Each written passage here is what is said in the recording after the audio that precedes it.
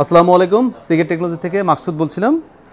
আজকে হাজির হয়েছি আমাদের একটা মানে ছোট ভাই, ছোট বন্ধু, ভালো ক্লায়েন্ট সব কিছু মিলে আর কি, জিসান।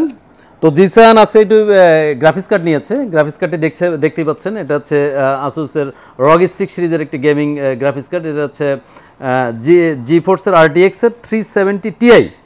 তো আমি আসলে জিসানের কাছে শুনতে পাচ্ছি যে জিসান কেন এত সব থাকতে সিগেটকে চয়েস করছে, বা কেন তার সিগেটের প্রতি আস্থা, একটু যদি জিসানই সেটা আপনাদের সামনে প্রকাশ করবে। জিসানকে যদি কিছু বলার জন্য একটু আহ্বান করি। হ্যালো, আসসালামু আলাইকুম। আমি Zeeshan, wedding and photographer and cinematographer. আর আমার পেজ হচ্ছে গিয়ে ফটোটকিস।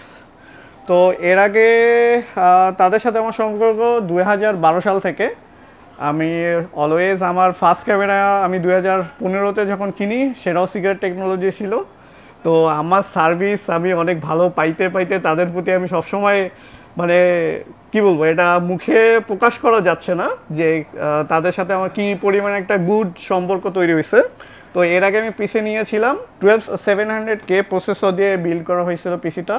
তো গ্রাফিক্স কার্ড নাই, কারণ বাজেটটা খুবই টাইট হয়ে গেছিলো, অনেক বাজেট চলে গেছিলো।